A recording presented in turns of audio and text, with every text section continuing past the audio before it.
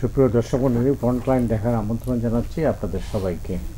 দর্শক মণ্ডলী, আমাদের সঙ্গে রয়েছেন সাবেক সচিব আবু আলম শহীদ খান, এরপরে আছেন কূটনৈতিক বিশ্লেষক রাহিদ এজাজ। দুইজনকে স্বাগত জানাচ্ছি স্টুডিওতে। আবু আলম শহীদ খান, আপনি জানেন এই মুহূর্তে ওয়্যার সার্ভিসে যে খবরাখবর আসছে তাতে দেখা যাচ্ছে যে পাকিস্তানি কর্তৃপক্ষ বলছেন 24 থেকে 36 ঘন্টার মধ্যে ভারত পাকিস্তানি সীমানায় হামলা আক্রমণ শোনাতে পারে, এই খবর দেওয়া হয়েছে। এবং বেশ কিছু বিশ্ব গণমাধ্যম এই খবরটি প্রচারিত হয়েছে। পাকিস্তানের প্রতিরক্ষা মন্ত্রী, পাকিস্তানের তথ্যমন্ত্রী এই খবরকে তারা বলেছেন যে হ্যাঁ, এই ধরনের খবর আমাদের কাছে আছে। তো আপনি কি মনে করেন ভারত পাকিস্তান যুদ্ধ অত্যাসন্ন? সেরকমটা এখন মনে করছি না, কারণ দুটো দেশের তো পারমাণবিক শক্তি আছে, সুতরাং ওখানে একটা ব্যালেন্স অফ পাওয়ার আছে। আর আপনি যাদের কথা বলেন, পাকিস্তানের তথ্যমন্ত্রী এবং ডিফেন্স মিনিস্টার, তারা যেভাবে বলছেন যে 34 ঘন্টা বা 30 ঘন্টা, এটা ইন্টেলিজেন্স রিপোর্টের উপরে ভিত্তি করে বলছেন। এখন আমাদের ইন্টেলিজেন্স রিপোর্টগুলো অনেক সময় নানান কারণে তৈরি করা হয়, নানানভাবে বিশ্লেষণ করা হয়। যদিও বর্ডারে তো অবশ্যই একটা পাহেলগ্রামের ঘটনার পরে যে ঘৃণ্য হত্যাকাণ্ড হয়েছে ওখানে, সেটার পরে ভারতের এবং পাকিস্তানের মধ্যে যে সম্পর্ক, যে একটা শান্তি, প্রশ্নবোধক শান্তি যে ছিল, মোটামুটি দেখা যেত যে তারা শান্তিতে আছেন কিছু কিছু ঘটনা ছাড়া। তো সেটার একটা অবনতি ঘটেছে, এই ব্যাপারে কোনো সন্দেহ নেই। এবং একটা প্রিপারেশন দুই পক্ষেই আছে যে তারা তাদের বর্ডার সিকিউর করার চেষ্টা করছেন। বর্ডারে সৈন্য মোতায়েন করা হয়েছে, অন্যান্য যে যুদ্ধের যে সমস্ত জিনিসপত্র, বিমান বলেন এবং অন্যান্য বোমা, সব কিছু মিলে তারা দুই পক্ষের প্রিপারেশন আছে। এর মধ্যে তো আরেকটা খবরও তো বাইরে আসছে যে আমেরিকা মনে হয় মেডিয়েট করার একটা চেষ্টা করছে। তো ইরান মিডিয়েট করতে চেয়েছে। সো আমরা অপেক্ষা করে দেখতে পারি যে আসলে কি অবস্থা যাবে। যদি যুদ্ধ লাগে, হয়তো বর্ডারে কিছু স্ক্রিমেজ শেষ হবে, বর্ডারে কিছু গোলাগুলি, যেটা হচ্ছে কিন্তু অলরেডি এখান থেকে হয়, পাকিস্তান থেকে হয়, আবার ভারত থেকে হয়। তো সেরকমই হয়তো প্রোটেক্টেড একটা ওয়ারের হলেও হতে পারে, বাট আমি নিশ্চিত না যে তারা একেবারে বড় কোনো যুদ্ধে জড়িয়ে পড়বেন। অনেক ধন্যবাদ। রাহিদ, আপনার কি মনে হয়? আমাকে যদি জিজ্ঞেস করেন, খুব লার্জ স্কেলে যুদ্ধ এখনই বেঁধে যাবে বা আজকাল, যেটা ওই তাদের তথ্যমন্ত্রী আতাউল্লাহ বলেছেন গতকাল রাতে, এবং খুব কোইন্সিডেন্স হচ্ছে উনি যখন ডনের যে নিউজটা আমরা দেখি, এর আগে কিন্তু 3 সার্ভিসেস চিফ এবং চিফ অফ জেনারেল স্টাফ আর এনএসএ রাজনাথ সিং এদেরকে নিয়ে মোদি মিটিং করে যেটা অপারেশনাল ফ্রিডম দিয়েছে। তো অপারেশনাল ফ্রিডম দেওয়ার অর্থ হচ্ছে যে কোনো সময় পেহেলগামের যে 22 তারিখের বিয়োগান্তক ঘটনা, তার একটা বদলা নেওয়ার বিষয়। তো ওই সময় মনে হচ্ছিল যুদ্ধবোধ হয়ে যায়। আর আজকে ভোর পর্যন্ত যেটা আমি দেখেছি, থেমে থেমে কিন্তু গোলাগুলি আছে, টানা গোলাগুলি হচ্ছে। তারপর দুপক্ষ একে অন্যকে দোষারোপ করা, পাল্টা দোষারোপ, এগুলো যখন আছে। কিন্তু সে জায়গায় এবারের আপনার উপমহাদেশ বিভক্তির পরের এবারের ডাইমেনশনটা ভিন্ন। এজন্যই 65 বছরের সিন্ধু চুক্তিতে প্রথমবারের মতো হাত পড়েছে। 65 বছরের সিন্ধু চুক্তি থেকে সরে আসার কথা বলছে, যেটা ওয়ার্ল্ড ব্যাংকে নিয়ে আপনার ইন্ডিয়া পাকিস্তান সেটাকে আর একটু মডিফাই করা যায় কিনা, ক্লাইমেটিক চেঞ্জ সহ নানান কারণে। তো একতরফাভাবে এখান থেকে সরে আসা, এবং সরে আসার পরে ভারতে যেমন আমরা একটা দেখছি যে যুদ্ধের দামামা, যেটা ভারতীয় গণমাধ্যম এবং বিজেপি সহ, বিশেষ করে বিজেপি ক্ষমতাসীন দল যেভাবে বলছে যে সারা দেশ যুদ্ধের জন্য এক কাট্টা, এরকম একটা জিনিস। এবং তাদের মিডিয়া তো অনেক স্ট্রং, সোশ্যাল মিডিয়া আরও বেশি। যদি আমি 5 আগস্টের পরে বাংলাদেশ ইন্ডিয়া রিলেশনশিপের ডিনামিক্স দেখি, কাজেই অনেক সময় মেইন স্ট্রিম মিডিয়াও কিন্তু সোশ্যাল মিডিয়ার এই প্রোপাগান্ডা, ডিসইনফরমেশন, এগুলোতে মোটিভেটেড বা ইনফ্লুয়েন্স হয়। তো সেই জায়গাতে এক ধরনের যুদ্ধ রব আছে ভারতের দিক থেকে। আবার পাকিস্তানও বলছে 65 বছরের সিন্ধু চুক্তি রডটাকে ঘিরে যে এখানে রক্ত গঙ্গা বইবে। তো আমি মনে করি কি একটা কৌশল, পাল্টা কৌশল এমন আছে, কিন্তু লার্জ স্কেলে একটা হবে কিনা সেটা কিন্তু প্রশ্নচিহ্ন। যদিও আমরা নানান রকম ইন্ডিকেশন পাই যে উত্তেজনা বাড়ছে প্রতিনিয়ত, বিশেষ করে কালকের পর। আজকে ব্যাক টু ব্যাক স্পেশাল 3টা ক্যাবিনেট মিটিং হয়েছে, সিকিউরিটি, ইকোনমিক্স, আর একটা ভুল আমি বোধহয় ফলো করতে পারিনি। তাতে করে ইন্ডিয়ার দিক থেকে নানান রকম প্রস্তুতি আছে এবং পাশাপাশি আমরা যেটা দেখছি ইরান কিন্তু শুরুতেই ইরান মেডিয়েট করার কথা বলেছে। আন্তোনিও গুতেরেস এখানে উদ্বেগ প্রকাশ করে ফোন করেছেন জয়শঙ্কর এবং শেহবাজ শরীফের সাথে, মার্কো রুবিও মেডিয়েট করে যোগাযোগ করছেন। তো মেডিয়েশনের প্রসেসগুলো আছে, দুই পক্ষর পাল্টাপাল্টি পদক্ষেপ আছে। আর এমন একটা পরিসরে হঠাৎ মনে হতে পারে যুদ্ধ লেগেই বোধ হয়ে যায়, কিন্তু আমার কাছে মনে হচ্ছে লার্জ স্কেলে যুদ্ধ লাগার আশঙ্কাটা বা ভয়টা এখন পর্যন্ত আমার কাছে মনে হচ্ছে না। হয়তো আজকে কালকের পরে আপনি 24-36 ঘন্টা বলছেন, তো ডেডলাইন তো সেই হিসেবে কালকে 12টা নাগাদ হয়। আর সবসময় যে গোয়েন্দা তথ্য সবটাই যে অ্যাকুরেট নট লাইক দ্যাট। আমরা যখন কাশ্মীরের এটা বলি, আপনার নিশ্চয়ই মার্চ মাসে মনে আছে বেলুচিস্তান লিবারেশন আর্মি টানেলে ট্রেনে হামলা চালিয়েছিল, তখনও কিন্তু আবার পাকিস্তান ভারতের দিকে আঙুল তুলেছিল। তো এইরকম একটা পাল্টাপাল্টি সম্পর্ক কিন্তু তাদের নতুন নয়, কিন্তু এবারে ডিনামিক্সটা আমি পানির কারণে মনে করি একটা নতুন মাত্রা পেয়েছে। তো এখন দেখার আছে যে জিনিসটা শেষ পর্যন্ত কোথায় গিয়ে করায়। ধরেন তর্কের খাতিরে ভারত পাকিস্তান যুদ্ধ শুরু হয়ে গেল, আমাদের অবস্থানটা কি হবে? ওয়েল, এখন আমাদের অবস্থা কি, মানে আমরা তো অলরেডি দেখেছি যে রাশিয়া ইউক্রেন যুদ্ধের ফলে পুরো বিশ্বে কিন্তু একটা আর্থিক মন্দা, জ্বালানিতে সংকট, ধাক্কাটা লেগেছে। এটার সাথে নতুন মাত্রা যুক্ত করেছিল। আমি একটু যদি বলি, এই যুদ্ধটা কখন হলো, সারা দুনিয়াকে যখন টালমাটাল করলো করোনার ভাইরাসের মতো একটা খুব আপাত নিরীহ একটা ভাইরাস, টালমাটাল হয়ে সারা বিশ্ব যখন ঘুরে দাঁড়াবে, সে সময় রাশিয়া ইউক্রেন ওয়ারটা শুরু হলো। সেই যুদ্ধের ধাক্কা কিন্তু আমাদের পর্যন্ত এসে লেগেছে, অর্থনীতির ধাক্কা, জ্বালানির ধাক্কা। তার সঙ্গে যুক্ত ছিল ধরুন মধ্যপ্রাচ্য সংকটটা, যে সংকটটা কিন্তু নতুন নয়, কিন্তু এবার এটা নতুন মাত্রা নিয়েছে। তো কাজেই সেই দূর রাশিয়া ইউক্রেনের যুদ্ধ বা মধ্যপ্রাচ্যের যুদ্ধের রেশ যখন আমাদের উপর এসে পড়ে, আমার বাড়ির কাছের বাড়িটাতে যখন আগুন লাগে, ধাক্কা লাগে, তো স্বাভাবিকভাবে তার আঁচটা তো আমরা ভোগ করবই, সেটার উত্তাপটা টের পাবই। তো এই জন্যই আমাদের দিক থেকে আমাদের প্রত্যাশাটা হচ্ছে যে যুদ্ধ শেষ পর্যন্ত যেন না হয়। এক ধরনের এই যেভাবে আছে গোলাগুলি এবং এই যে স্মল আর্মস ছোড়াছুরির কথা বলছি, এবং আপনি জানেন কয়েক ঘন্টা আগে পরশুদিন বোধহয় রাফায়েলের একটা ডিল ইন্ডিয়া আপনার ফ্রান্সের সাথে করেছে।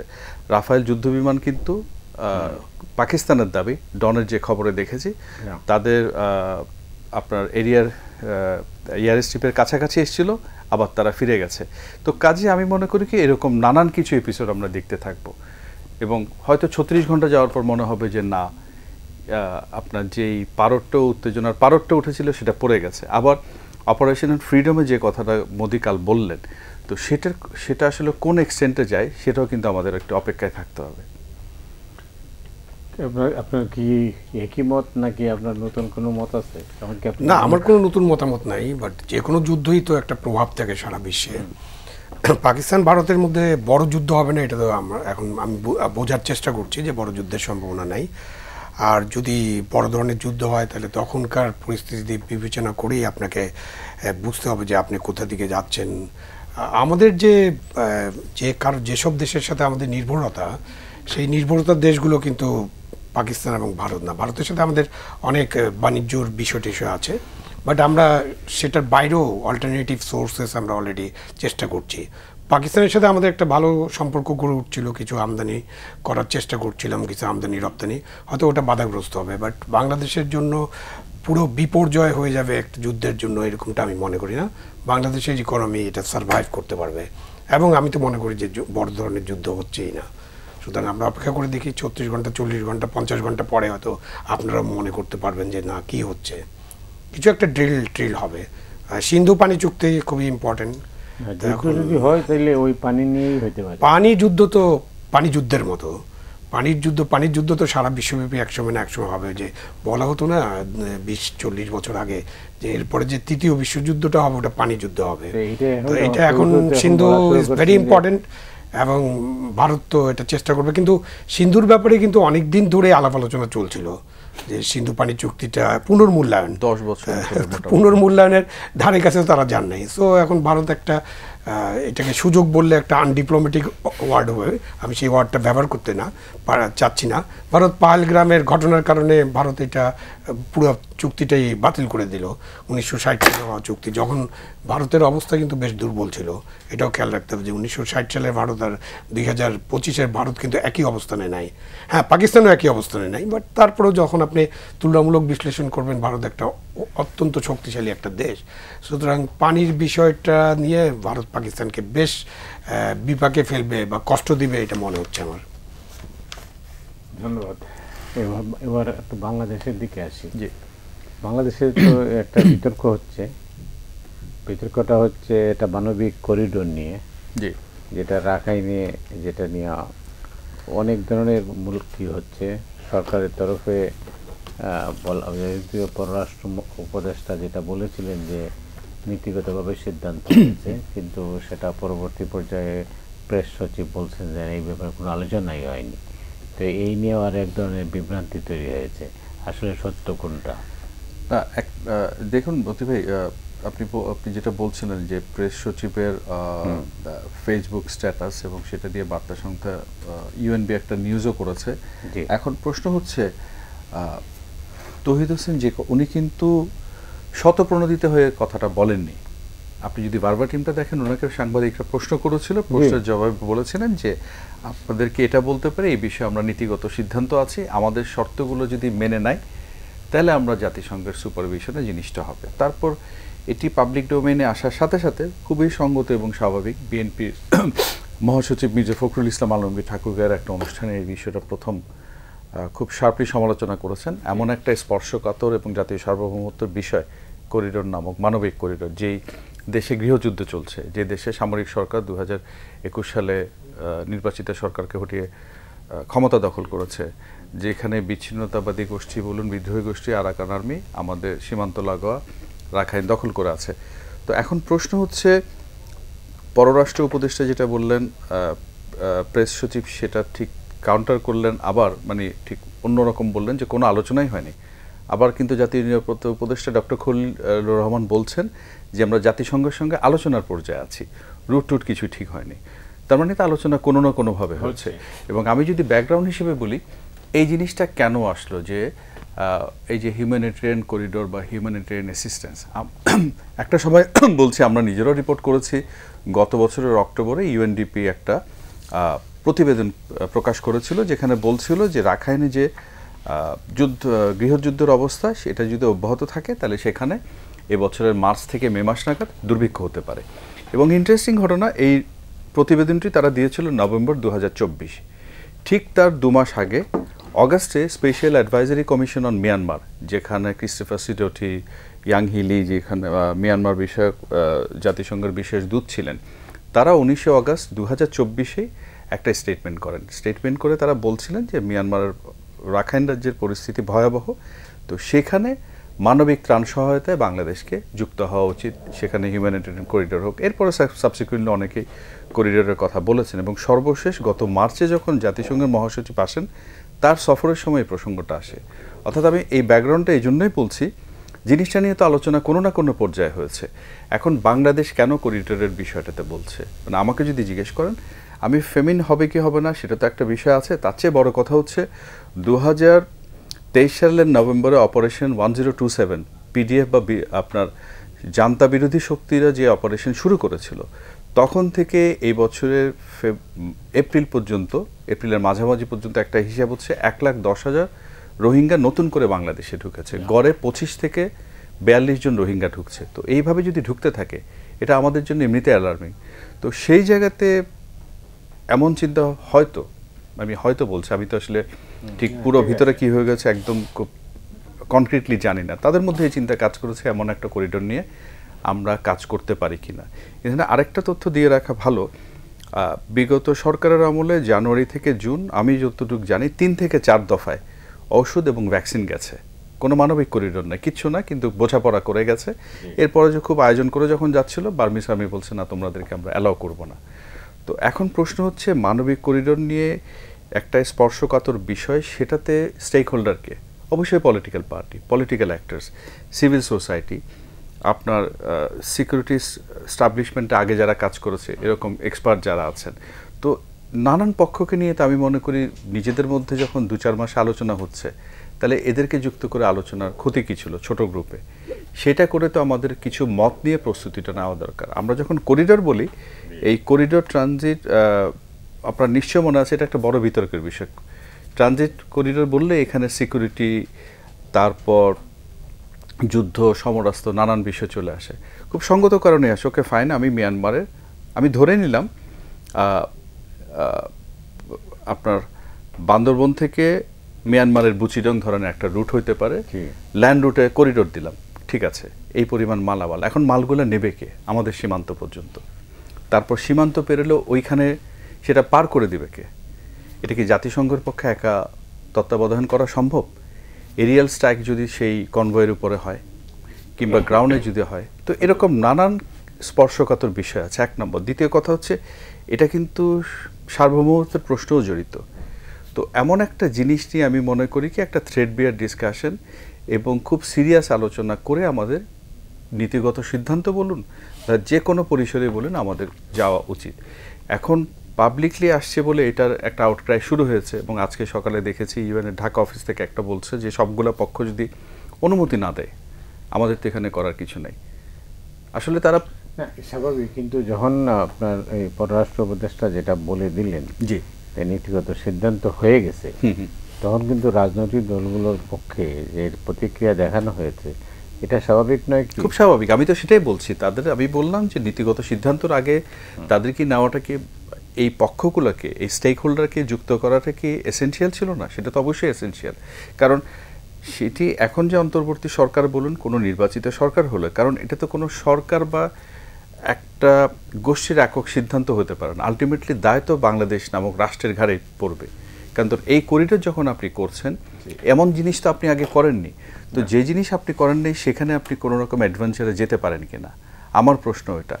আর পাশাপাশি এটাও ঠিক, একটা কাজ যেভাবে করা উচিত ছিল আপনি সেটা করেননি, কিন্তু একজন বলছেন এটা সিদ্ধান্ত হয়ে গেছেন, অন্যজন বলছেন আলোচনা হচ্ছে। বিভ্রান্ত করার তো কোনো সুযোগ নেই, প্রয়োজনও নেই। আর আরেকটা কথা বলে রাখি, আমি যতদূর জানি গত বছর কোনো এক সময় থাইল্যান্ডও চেষ্টা করেছিল তাদের মিয়ানমার সীমান্ত দিয়ে একটা এরকম করিডোর করা, কিন্তু বার্মিজ মিলিটারি পরিষ্কার বলে দিয়েছে তারা এমন কোনো করিডোর অ্যালাউ করবে না, এবং থাইল্যান্ড জাস্ট ব্যাক অফ করে চলে আসছে। ওয়ারেজ দেখেন থাইল্যান্ডের সাথে মানে বাংলাদেশ মিয়ানমারের রিলেশনের ডিনামিক্স যা, ঠিক তার উল্টো হচ্ছে থাইল্যান্ড মিয়ানমার রিলেশনশিপ। হয়তো মিয়ানমার চায়নার মতো না, তো থাইল্যান্ড পারে নাই, তাহলে আমি কিভাবে আশা করি আমি পারবো? আবু আলম শহীদ খান, আপনার বাংলাদেশের যে উদ্বেগ, মানে বাংলাদেশ বলতে সরকারের তরফে নয়, রাজনৈতিক দলগুলোর যে উদ্বেগের কারণ সম্পর্কে নিশ্চয়ই আপনি অবগত আছেন বা আপনি ধারণা করতে পারেন কেন তারা উদ্বিগ্ন? প্রথম উদ্বেগের কারণ হলো যে তাদের তো কনসাল্টই করা হয়নি, এটা হলো প্রধান উদ্বেগ। তাদের জানতে হবে তো, মানে রাজনৈতিক দলগুলো যে এই আলাপ আলোচনা যেগুলো আমরা এখন জানতে পারছি বা আমরা তথ্য সংগ্রহ করতে পারি, তো রাজনৈতিক দলগুলো তো এইসব আলাপ আলোচনায় ছিল না, তথ্য সংগ্রহ হয় নাই। সুতরাং তাদেরকে তো এইগুলো জানাতে হবে, জানানোর পরে না আপনি একটা সিদ্ধান্তে পৌঁছবেন। সুতরাং রাজনৈতিক দলগুলোর তো উদ্বেগ খুব স্বাভাবিক যে আমরা কিছুই জানি না, মাঝখান দিয়ে একটা করিডোর, মানবিক করিডোর চালু হয়ে যাচ্ছে, এবং সেই কারণে তাদের যে রিয়াকশন বা রেসপন্স যেটাই বলেন, রেসপন্স খুব স্বাভাবিক এবং রেসপন্স করেছেন তারা। এখন ধরেন যে কোনো বিষয়ে রেসপন্স রিয়াকশন তো হয়ে গেছে, এটা নিয়ে তো এখনও আলোচনা শুরু করা উচিত ছিল, মানে সেটা কিন্তু আমরা শুরু করতে পারিনি, মানে দেখিনি। আর আমরা সরকারের পক্ষে 3 জনের 3 রকম মতামত প্রকাশিত হয়েছে। উনি যেটা বললেন, ইউএন আজকে একটা রেসপন্স দিয়েছে। তো এখন ধরেন সরকারের মতামতগুলো যদি এরকম হয়, একজন পররাষ্ট্র উপদেষ্টা, তিনি তো সরকারের অংশ, মানে একদম উপদেষ্টা পরিষদের সদস্য, তিনি যখন একটা বিষয় বলেন, তারপরে প্রেস সেক্রেটারি কোন ক্যাপাসিটিতে হঠাৎ করে বলে ফেললেন যে এরকম কোনো আলোচনাই হয়নি, তখন আমি যেহেতু সরকারি কর্মচারী ছিলাম বা গণকর্মচারী, আমি একটু অবাক হয়ে যাই। মানে আমার দেশে যদি কোনো মন্ত্রী উপদেষ্টা কোনো কিছু বলে, তখন কোনো সেক্রেটারি, উনি কিন্তু প্রেস সেক্রেটারি, এটা উনার স্ট্যাটাস, আমি জানি না উনার স্ট্যাটাস হয়তো পরিবর্তন হয়ে থাকতে পারে, গোপনে হয়েছে কিনা আমি জানি না, বাট উনার কিন্তু রাইটফুলি উনি এটা করতে পারেন না। আর উনি যদি করতেন তাহলে ওনাকে ডাইরেক্ট রেফারেন্স দিতে হতো যে উনি প্রধান উপদেষ্টার নির্দেশে এটা জাতিকে জানাচ্ছেন, সেটা উনি করেন নাই। আর এই যে ফেসবুক পোস্টিং, এই যে মধ্যরাতে ফেসবুক পোস্টিং নিয়ে গত 8 মাস ধরে আমি নিজেই মানে মাঝে মাঝে বিব্রত হই, হতবাক হই, এবং আমি ভাবতে পারি না যে এই ফেসবুক পোস্টিং দিয়ে, ফেসবুক দিয়ে বা সামাজিক যোগাযোগ মাধ্যমে কিছু জিনিস ঘোষণা করে সরকার চালানো সম্ভব কিনা। এবং গভীর রাতে কেন? পৃথিবীর কোনো দেশ কিন্তু গভীর রাতে চালু থাকে, বাট গভীর রাতে কতটুকু চালু থাকে?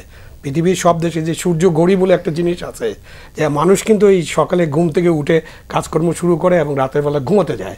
এখন আমরা যদি তারা খুবই অ্যাক্টিভ, তারা গভীর রাতে এইসব করবেন। তো এইসব করার পরে খলিলুর রহমান সাহেবও তো কথা বলেছেন, ইউএন কথা বললো, ভেরি ট্রু, যে আমরা কার সাথে আলাপ করবো করিডোর নিয়ে? যদি করিডোর কখনো করতে হয় তখন তো যে মিয়ানমারের যে বর্তমান সরকার আছে সেটা অবশ্যই একটা স্বৈরাচারী সেনা শাসিত সরকার, গণতান্ত্রিক সরকারকে হটিয়ে তারা আসছে, কিন্তু তারা তো এখন সরকারে আছে, তাদের সমর্থন ছাড়া বা তাদের এগ্রিমেন্ট ছাড়া তো আমরা এই করিডোর চালু করতে পারবো না। নানান কিছু করতে পারে, বার্মিজ আর্মি ইন্টারভেন করতে পারে, এয়ার স্ট্রাইক হতে পারে, নানান কিছু করতে পারে, যেখান দিয়ে আপনি করিডোর নেন।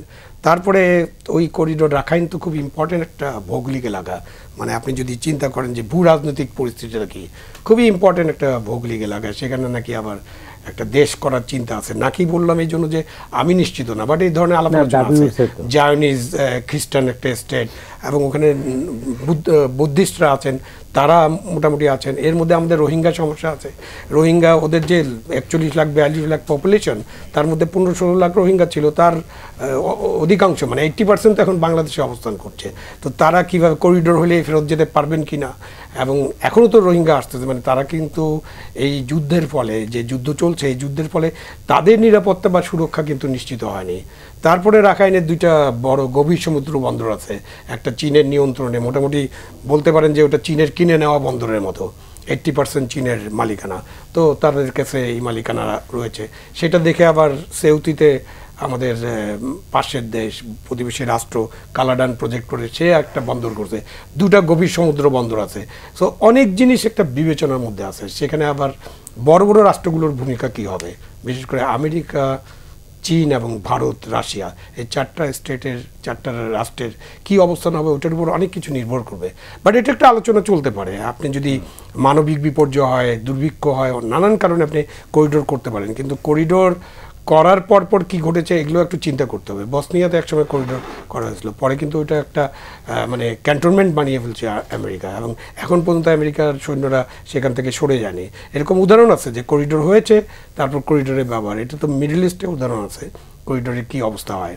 সুতরাং আমাদেরকে খুবই সাবধানের সাথে সেন্সিটিভ জিনিস আলোচনা করে সবার মতামত নিয়ে করতে হবে। সবাই যে একমত হবেন এটা না, বাট সবাই জানার পরে আমরা যদি মতামত নিয়ে অগ্রসর হই তাহলে এটা অগ্রসর হওয়া যায়, বাট তার আগে কিন্তু অগ্রসর হওয়ার বিষয়টা খুবই রিস্কি।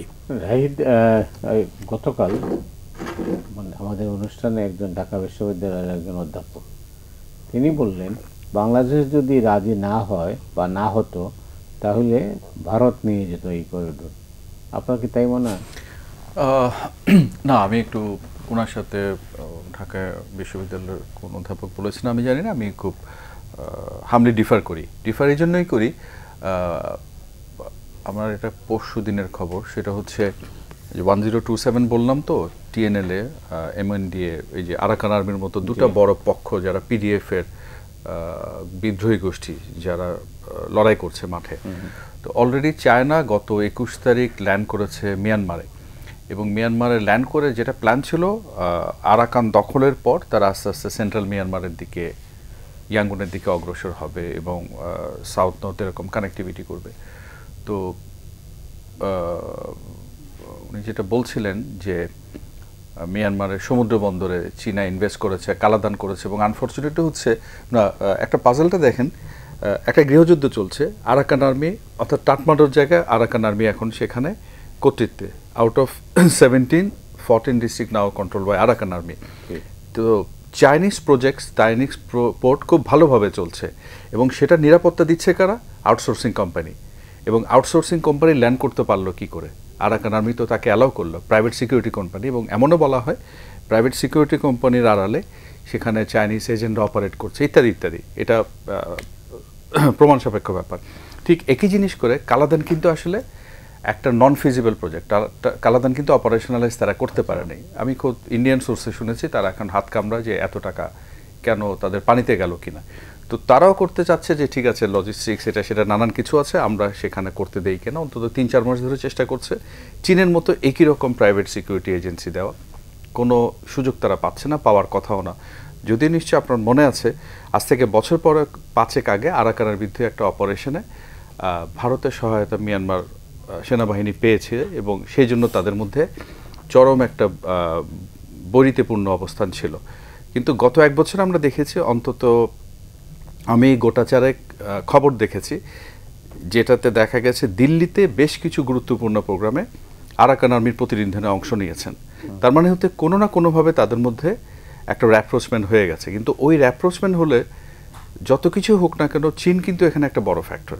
সেখানে সামরিক জান্তা থাকুক, আপনার সুচি থাকুক, এবং নিশ্চয় মনে আছে সুচি শেষ দিকে কিন্তু চীনকে কনভিন্স করতে গিয়েছিলেন, শেষ রক্ষা তার হয়নি। কাজেই কেউ যদি ব্যাখ্যা দেন যে বাংলাদেশ না নিলে ভারত ওই জায়গাটা নিয়ে নিবে এবং করিডোর হবে, এটি বোধহয় একটু উচ্চাসা। কারণ চীনের প্রতি কিন্তু মিয়ানমারে এক ধরনের চরম এই হেজিমনিক অ্যাটিটিউডের কারণে সাধারণ বার্মিজদের এক ধরনের ঘৃণা বা হেট্রেড আছে। এরপরও তারা ঘুরে ফিরে মনে করবে যে চীনেই তাদের ত্রাণকর্তা। তো কাজেই সেখানে সিজ ফায়ার বলুন বা অনেকেই বলে আপনার যেই স্ক্যাম সেন্টারগুলো আছে যেখানে ক্যাসিনো হয়, বিটকয়েনের ব্যবসা হয়, ড্রাগস ট্রেড হয়, আর্মস ট্রেড হয়, ওগুলোতে কিন্তু চীনের বড় ভূমিকা আছে। এবং আমরা নিশ্চয়ই জেনেছি যে বাংলাদেশে কিছু লোক সেখানে ট্র্যাপড হয়ে মিয়ানমারে ঢুকে গেছেন। তো কাজেই আমার কাছে চীনের ইনফ্লুয়েন্সটা মিয়ানমারের উপর এতটাই বেশি, এত বিস্তৃত, সেখানে বাংলাদেশ বাদ দিয়ে ভারত ঢুকে যাবে সেটি হওয়ার কোনো কারণ আছে বলে আমার কাছে অন্তত যৌক্তিক মনে হয় না। আমি অন্তত তাই বিশ্বাস করি। করিডোর নিয়ে আমার একটা নতুন, আমি অনুষ্ঠানে আসার আগে আমি এটা লেখা পড়ছিলাম, বলা হচ্ছে যে করিডোর হচ্ছে খুব ঝুঁকিপূর্ণ বিষয়। আপনার কি মনে হয়? না, অবশ্যই করিডোর ঝুঁকিপূর্ণ। অলরেডি আমরা এগুলো আলোচনা করছি। আপনার ভূ রাজনৈতিক যে অবস্থান, তারপরে আপনার যে সিকিউরিটি কনসার্ন, এটা তো আছেই। এবং বিশ্বের বিভিন্ন জায়গায় যে করিডোর হয়েছে সেগুলোর কি বর্তমান অবস্থা, পরিণতি কি, সেটা দেখতে হবে। এবং দুই পক্ষের তো এগ্রিমেন্ট লাগবে। এখন আপনি কার সাথে এগ্রিমেন্ট করবেন? আরাকান আর্মির সাথে করবেন? আরাকান আর্মিকে তো আপনি, বা আরাকান যে স্বাধীন রাষ্ট্র তো নয়, সুতরাং তাদের সাথে তো আমাদের কোনো কূটনৈতিক সম্পর্ক নেই। সুতরাং আপনার এই আলোচনার মধ্যে অবশ্যই মিয়ানমার একটা রোল প্লে করবে, এবং মিয়ানমার তো প্রতিবাদপত্র পাঠিয়েছে আমাদের ফরেন মিনিস্ট্রিতে ইতিমধ্যে। সুতরাং এই ঝুঁকিপূর্ণ সিদ্ধান্ত, এটা ঝুঁকিপূর্ণ অবশ্যই, এবং এই সিদ্ধান্ত নেওয়ার আগে আমাদের অনেক কিছু চিন্তা ভাবনা করে করতে হবে। এই একটু আগে যে আলোচনাটা আপনি আনলেন যে কি ভারত নিয়ে যাবে, এটা তো উনি ব্যাখ্যা দিয়েছেন। তারপরে একটু ধরেন আপনি ম্যাপটার দিকে খেয়াল করেন যে আপনি যদি দুর্ভিক্ষের জন্য কোনো দেশের দুর্ভিক্ষ, মানে বলা হচ্ছে যে প্রায় 80% উৎপাদন বন্ধ হয়ে গেছে, কৃষিতে উৎপাদন নাই অন্যান্য কারণে, এবং তার কারণে 80% লোক ক্ষতিগ্রস্ত হবে। তো তাদেরকে আপনি মানবিক সাহায্য দিতে চাইলেও কত বড় মানবিক সাহায্য লাগবে, মানে প্যাকেজটা কত বড় হবে, সেইটা আপনি আইজল বা কিংবা ওদের কোনো বিমানবন্দরে নিয়ে তারপরে করিডোর করে পাঠাবেন, সেটা কিন্তু খুবই একটা অসম্ভব চিন্তা। এটা আমাদের চট্টগ্রাম সমুদ্র বন্দরের ব্যবহার করে তখন আপনি যদি করিডোর কখনো হয়, যদি প্রয়োজন হয়, আর এর মধ্যে যদি ঝামেলা মিটে যায়, তাদের মধ্যে যদি কোনো ট্রুস হয়, যেটা চেষ্টা চলছে অলরেডি, সেই ট্রুস হয়ে গেলে তো আপনি বার্মিজ বা মিয়ানমার কর্তৃপক্ষ নিজেই এই কাজটা করতে পারবে। কিন্তু ট্রুস না হওয়া পর্যন্ত যদি এরকম দুর্ভিক্ষ সিচুয়েশন হয়, এবং আমরা যদি আলাপ আলোচনার মধ্যে দিয়ে দুই পক্ষ রাজি হওয়ার পর করিডোর করি, করিডোরটা বাংলাদেশের মধ্য থেকেই করতে হবে, এই ব্যাপারে কিন্তু আপনি নিশ্চিত থাকতে পারেন। বিকজ একটু আগে আলোচনা হলো না যে থাইল্যান্ডের যেটা চিন্তা ছিল ওটা কাজ করে নেই। তো এই অর্থে বাংলাদেশ খুব গুরুত্বপূর্ণ একটা সিদ্ধান্তের মানে ইয়াতে আছে, জাংচারে আছে। এখন সিদ্ধান্ত নেবে কি নেবে না, সেসব অনেক চিন্তাভাবনা আছে, চিন্তাভাবনা করতে হবে আমাদেরকে। ধন্যবাদ। রাহিদ, আপনি নিশ্চয়ই জানেন যে আমরা কিছুদিন আগে, এক সপ্তাহখানেক আগে আমাদেরকে বলা হলো যে 1,80,000 রোহিঙ্গাকে ফেরত পাঠানোর ব্যাপারে একটা মোটামুটি উদ্যোগ নেওয়া হয়েছে, এবং সেটা কী হয়েছে। এই খবর যখন বের হলো, এরপরেই একটা খবর বের হলো যে 1,30,000 নতুন করে বাংলাদেশে প্রবেশ করেছে। তাইলে এটার ফিউচার কি? না, এটার ফিউচার আমি তো ধরেন 17তে আসলো, 18-19 তখন থেকে ইভেন 17-র সময় তো বোধহয় আমি আমরা রিপোর্ট ছেপেছিলাম যে মিয়ানমারের শর্ত মেনে চুক্তি চীনের প্রভাবে, এবং এত হারিডলি অগাস্টে এক্সোডাস হলো, 25শে নভেম্বর চুক্তি করে ফেললাম।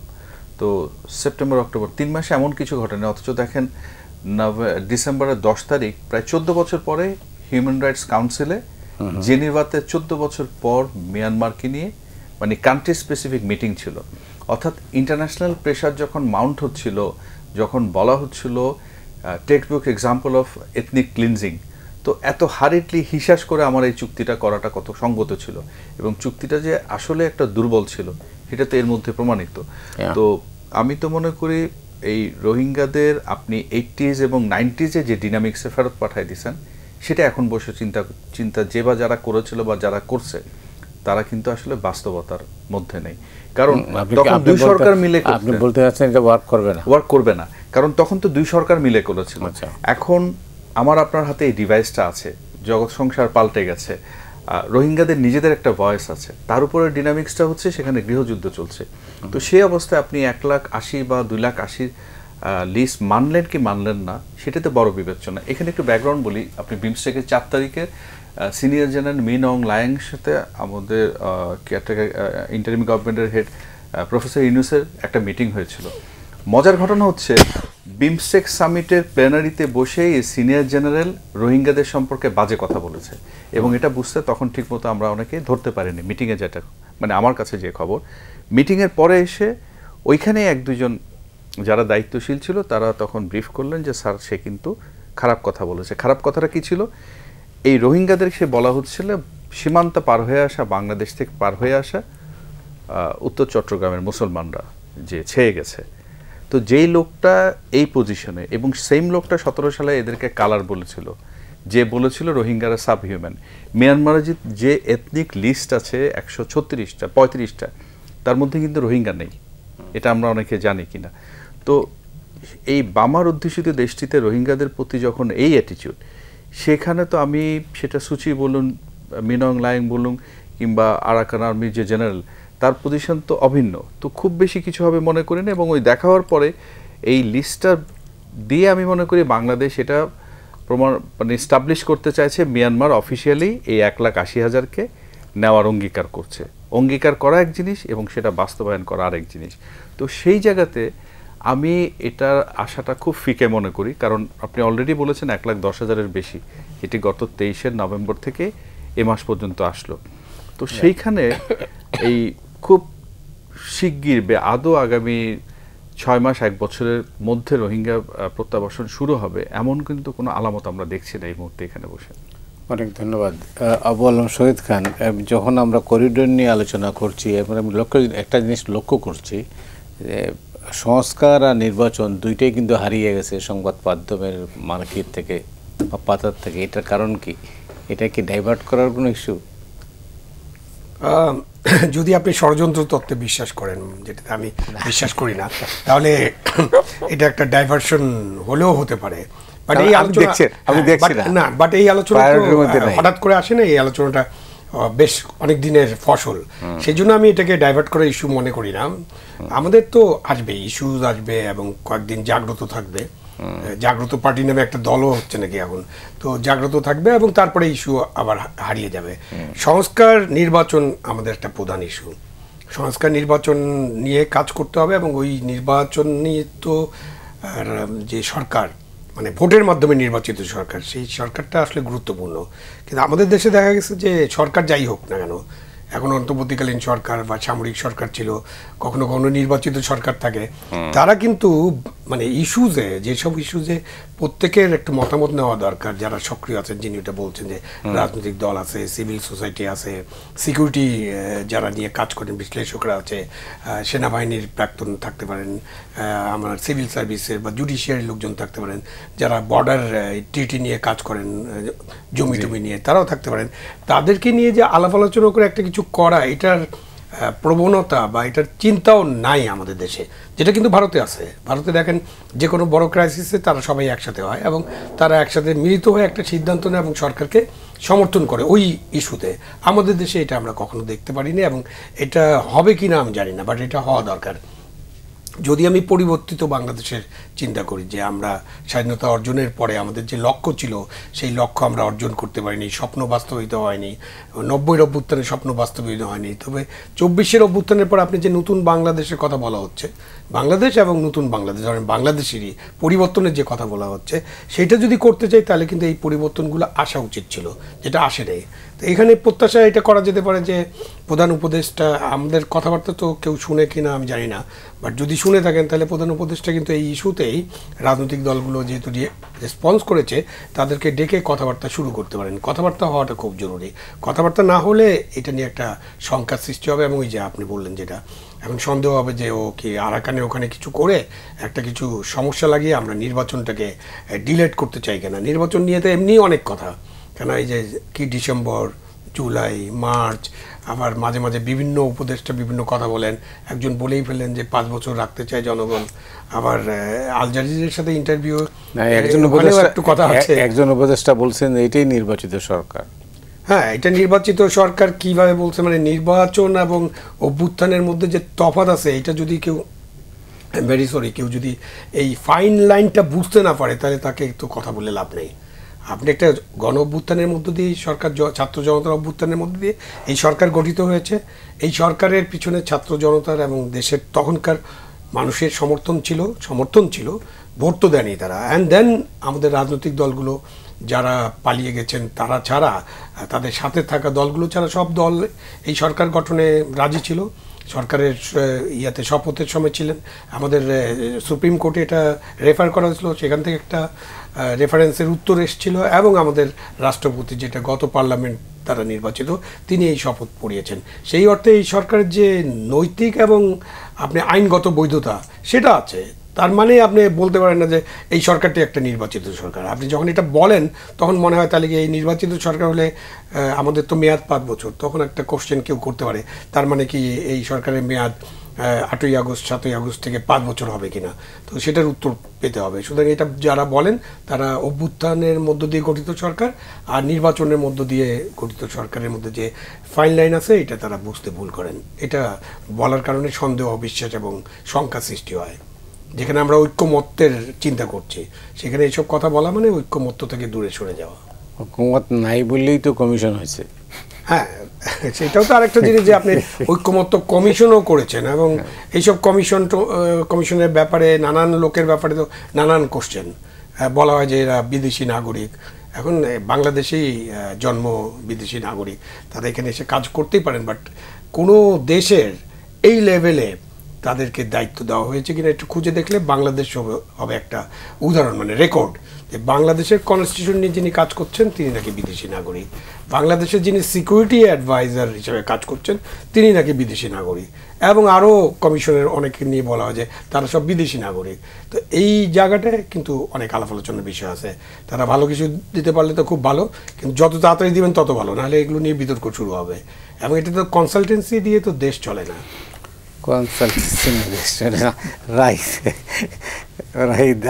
না, যেটা আমি বলছিলাম যে না, আসলে আমরা আলোচনাটা যা দেখছি, আর যদিও খুব হালকা কি দেখছি, কিন্তু ব্যাপারটা আসলে খুব হালকা না। জি, নির্বাচনটা আসলে কত দূর আপনার কি মনে হয়? না, একটা জিনিস তো বলুন, শহীদ ভাই বললেন এই যে আপনি কনস্পিরেসি থিওরি বললে মনে হইতে পারে যে 3-4 দিনের জন্য ডাইভার্ট হলো কিনা, কিন্তু পত্রপত্রিকাতে তার মতো করে কাজ করছে। আমি যদি ভুল না করি বোধহয় সমকাল আজকে একটা বেশ বড় খবর ছেপেছে, যেটা অবশ্য আলোচনার মধ্যে আছে, যে ইসলামী দলগুলো নিজেদের মধ্যে একাট্টা হচ্ছে। তারপর আমরা যদি দেখি, মানে আমি জিনিসগুলোকে এভাবে দেখি, লন্ডনে বেগম জিয়ার সাথে জামাতের আমির ডক্টর শফিক সাহেবের মিটিংয়ের পরে একটু সুইং কিনা, একটু পজিশন যেভাবে মনে হচ্ছিল ঠিক 2 মিনিটে সেখান থেকে সরে আসে, এরকম নানান কিছু যেমন আছে। কিন্তু অন্যদিকে আমরা সংস্কারের কথা বলছি, মানে রোড টু, এই সংস্কারটা কেন রোড টু ডেমোক্রেসি বা রোড টু ইলেকশন যে নামে অভিহিত করেন না কেন, তো সেই জায়গায় টাইম বাউন্ড অ্যাকশন প্ল্যান নিয়ে কিন্তু নানান সন্দেহ, দ্বিধাদ্বন্দ্ব দোলাচল কিন্তু আছে। এবং এই দ্বিধাদ্বন্দ্ব সন্দেহ দোলাচলের কারণ হচ্ছে যে নানানজন নানান কথাবার্তা বলা।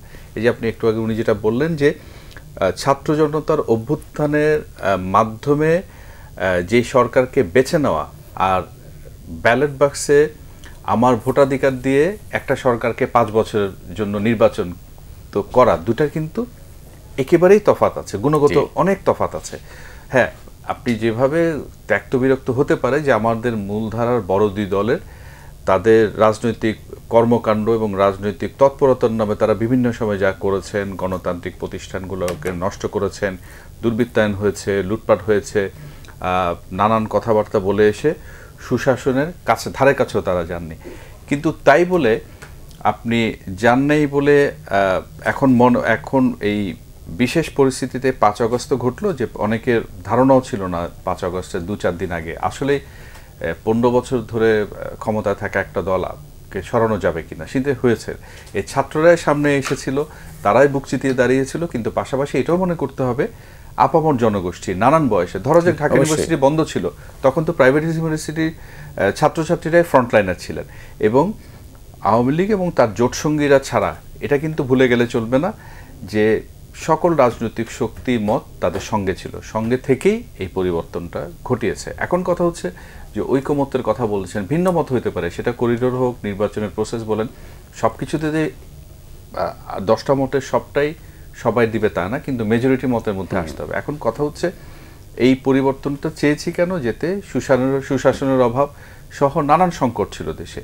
তো সেই মূল এজেন্ডা ভুলে গিয়ে যদি আপনি মনে করে থাকেন যে আমরা এখন ভালো চালাচ্ছি বা ভালো আছি, সেটার জন্য আমাদেরকে 5 বছর চাইছে। এখন যদি আমাকে বলেন ল অ্যান্ড অর্ডার সিচুয়েশনটা কি, পুলিশ সপ্তাহে কালকে চিফ অ্যাডভাইজার যে কথাটা বলছিলেন, এখন নির্বাচন করতে গেলে সাবেক সচিব হিসেবে উনি গুরুত্বপূর্ণ দায়িত্বে ছিলেন, উনি ভালো করে বলতে পারবেন যে ল অ্যান্ড অর্ডার এখন যেভাবে আছে, ভোটার হিসেবে সাধারণ মানুষকে জিজ্ঞেস করলে তো তাদের এই শঙ্কা, একসময় এই রক্তারক্তি কাটাকাটি ছাড়া আমরা দক্ষিণ এশিয়ার অন্য দেশের মতো বাংলাদেশেও দেখতাম না, এই পুলিশ দিয়ে আসলে তারা সেটা পারবে কিনা, এটা তো একটা বড় প্রশ্ন। দলীয়করণ হয়েছে এবং পুলিশের অবস্থা ভিত নড়ে গেছে। তো এই রকম মৌলিক জায়গাগুলোতে আমি মনে করি কি হাত দেওয়া দরকার, যাতে করে আপনি টাইম বাউন্ড, আপনি যে ডিসেম্বর বলুন কিংবা আগামী বছরের জুন বলুন, আমার হাতে সময় কিন্তু আছে 8 মাস থেকে 14 মাস, সেই অনুযায়ী আমি কাজগুলো করছি কিনা। আর জগতের সকল সংস্কার তো আমার পক্ষে করা সম্ভব না, আর আমি একটু শক্ত হয়ে যায় কিনা, আমরা অভ্যুত্থান বলি, পরিবর্তন বলি, অভ্যুত্থান পরিবর্তন কি এই এত ব্যাপক আমূল সংস্কারের জন্য মানুষ চেয়েছিল কিনা, সেই প্রশ্নটা কিন্তু সামনে চলে আসে। তারা কি এত সংস্কারের জন্য চেয়েছিল, না কিছু কিছু জায়গায় সংস্কার চেয়েছিল? কাজে আপনি যদি নিজের মতো করে চাপিয়ে দেন, তাইলে কিন্তু যেই রেজিমটা বিদায় নিল বা বিদায় নিতে বাধ্য হলো, তার সাথে কিন্তু আপনার কোনো গুণগত তফাৎ আর থাকছে না, এটাও মনে রাখা দরকার। গুণগত পরিবর্তন, এটা একটা মৌলিক প্রশ্ন। না, এটা অবশ্যই মৌলিক প্রশ্ন, কারণ এটা তো কোনো ডিক্লারেশনও ছিল না। তো আমরা জানি যে অভ্যুত্থানের তো আমাদের চোখের সামনে ঘটেছে, আমরা তো বাইরে ছিলাম না। এবং যারা এখন এই নেতৃত্ব দিচ্ছেন, তারা গত 15 বছর বা গত 10 বছরে সরকারি ব্যবস্থা, সুশাসন, ভোট নিয়ে কি কথা টথা বলেছেন কিনা তার প্রমাণও কাছে বলেন নেই, সোজা কথা কিছুই বলেন নেই। তো এইখানে আরেকটা গুরুত্বপূর্ণ জায়গা হচ্ছে যে অক্সফোর্ড ইউনিভার্সিটির একটা গবেষণা আছে অভ্যুত্থান নিয়ে, এবং তারা 90 সাল থেকে 100টার বেশি দেশের অভ্যুত্থান নিয়ে তারা গবেষণা করছে। গবেষণা করার পরে তারা অনেকগুলো তাদের কনক্লুশন, তার একটা কনক্লুশন হলো 3.5% মানুষ, জনগোষ্ঠী যদি অভ্যুত্থানে অংশগ্রহণ করে তখন সরকারের পতন ঘটে যায়। তো এখন আপনি যখন ভোটের কথা আর অভ্যুত্থানের কথা আলোচনা করি, সেখানে এটাও আলোচনা করতে হবে, বাংলাদেশে কিন্তু রেকর্ড আছে 87% মানুষ ভোট কেন্দ্রে যায়, 80%-এর উপরে মানুষ ভোট কেন্দ্রে যায়, তাই না? তো আপনি 80% মানুষ ভোট দিয়ে যখন সরকার গঠন করে, আর আপনি একটা অভ্যুত্থানের মধ্যে যে সরকার গঠন হয়, তা আপনাকে একদম ক্লিয়ারলি বুঝতে হবে যে ভাই এটা হলো 3.5% অথবা 5%। আমাদের সামনে তো ঘটছে, সুতরাং এটা তো আমরা জানি যে কতটুকু ঘটছে, কি ঘটেছে। তো সেই জিনিসটা আপনার মাথায় রাখতে হবে যে আপনি ওদেরকে রিপ্রেজেন্ট করতেন। সুতরাং আপনি যখন এই অনেক বেশি বাড়াবাড়ি করবেন, অনেক বেশি কিছু চাপিয়ে দেওয়ার চেষ্টা করবেন, তখন কিন্তু এটা বুমেরাং হয়ে যেতে পারে। যেটা আমরা এখন দেখছি যে এখন যত কথা বলা হচ্ছে, যেভাবে বলা হচ্ছে, সেই কথাগুলো গত 10 বছর কেন আলোচনা করেননি আপনারা? মানে যারা এখন সরকারে আছেন, আমি এনসিপি এবং সরকারি উপদেষ্টাদের কথা বলছি। বিএনপি করেছে, বিএনপি তো 31 দফা তারা প্রস্তাব পেশ করেছিল, তারা সরকারের কী পরিবর্তন চায়, তারা তত্ত্বাবধায়ক সরকার চায়। বিএনপি এবং আরও অনেক দল, রাজনৈতিক দলগুলো কিন্তু করেছে যে আমরা নির্বাচন চাই এবং নির্বাচন একটা তত্ত্বাবধায়ক সরকারের অধীনে হতে হবে। তো এই ব্যাপারে বিএনপি কাজটা করেছে এবং বিএনপির এই কাজটাকেও কিন্তু কেউ কোনো আলোচনায় করিনি আমরা, যারা এখন আমরা অনেক বড় বড় সংস্কারের কথা বলছি, তখনও কিন্তু আমরা কেউ এই আলোচনাগুলো করিনি। তার মানে কি? তার মানে হঠাৎ করে একটা অভ্যুত্থান হলো, আমাদের 1400 মানুষ রক্ত দিয়েছেন শিশুসহ, তাদের রক্তের উপর দাঁড়িয়ে আমি একটা সরকার যখন গঠন করলাম, আমার কাছে হঠাৎ মনে হলো যে আমি সব কিছু করে ফেলবো এবং বাদবাকি কারোই কোনো রোল নেই। মাঝে মাঝে এরকমও তো বলা হয় যে আপনারা তো 15 বছরে কিছু করতে পারেননি। আরে ভাই, 15 বছরে কিছু করতে পারিনি, আপনি অভ্যুত্থানের স্টোরি দেখেন না। আপনি আইয়ুব খানের বিরুদ্ধে যে লড়াই শুরু হয়েছিল 62 সালে বা 57 সালে, তো সেই লড়াই হতে হতে তো 12 বছর লেগেছে। আপনি জেনারেল এরশাদের বিরুদ্ধে যে লড়াই প্রথম দিন থেকে শুরু করেছিল, ঢাকা ইউনিভার্সিটি থেকে শুরু হয়েছিল, আমি একদম স্পষ্ট মনে আছে যে এই সামরিক শাসনের প্রতিবাদ ঢাকা ইউনিভার্সিটিতে হয় এবং জেনারেল এরশাদের পেটোয়া পুলিশ এবং অন্যরা আক্রমণ করে। তো এই লড়াই তো 8 বছর লাগছে এটা ঠিক করতে। সুতরাং এই যে রাজনৈতিক লড়াই, আমাদের মানবিক বাংলাদেশ গড়ার লড়াই, গণতান্ত্রিক বাংলাদেশ গড়ার লড়াই, সুশাসনের বাংলাদেশ, বৈষম্যমুক্ত বাংলাদেশ গড়ার লড়াই, এই লড়াইয়ে কিন্তু সময় লাগে এবং এই লড়াই একটা পরিণতি হচ্ছে 5ই আগস্ট। সুতরাং এখানে 5ই আগস্টে ইয়েস তাদের অনেক অবদান আছে, বাট তারাই যে সব কিছু করে ফেলেছেন এরকম বলা এবং সব কিছু করতে চাওয়া, এটা আমার কাছে একটু মনে হয় যে খুবই চ্যালেঞ্জিং একটা বিষয়। অনেক ধন্যবাদ। রাহিত, 30 সেকেন্ড আছে। না, উনি সবটাই বলে ফেলেছেন ওয়াইন্ড আপ করার জন্য। যে আসল কথা হচ্ছে ওইটাই যে আমরা পরিবর্তন চেয়েছি, কিন্তু পরিবর্তন চাইতে গিয়ে এটাও যেন আমরা বিবেচনায় রাখি যে রেফারেন্স দিলেন তাদের ভোট এবং অভ্যুত্থানে অংশগ্রহণ, সেটি কিন্তু হুট করে একদিনে মানে 2-4 মাসে সেটা হয় না, সেটা ইতিহাস অন্তত তাই সাক্ষ্য দেয়। সেটি বাংলাদেশ নামক স্বাধীন রাষ্ট্রের অভ্যুত্থান বলুন, এরশাদ পতন বলুন, বা এবারের জিনিসটা বলুন। তো এই জিনিসগুলো যাতে আমরা মাথায় রাখি, এবং এই পরিবর্তনটা কেন হয়েছিল, যে আমাদের অধিকারটা কেড়ে নেওয়া হচ্ছিল, মানুষ তার মতটা প্রকাশ করতে পারছিল না। অর্থাৎ এই যে মানুষের মতের মূল্যটা দেওয়া, এটা যাতে আমরা ভুলে না যাই, এটাই বোধহয় মূল বিবেচ্য হওয়া উচিত। আপনাকে অনেক অনেক ধন্যবাদ। ধন্যবাদ আবু আলম শহীদ খান, আপনাকেও। দর্শক মণ্ডলী, আপনারা যারা এই অনুষ্ঠান দেখলেন, আপনাদের সবাইকে ধন্যবাদ জানিয়ে আজকের মতো এখানেই বিদায় নিচ্ছি।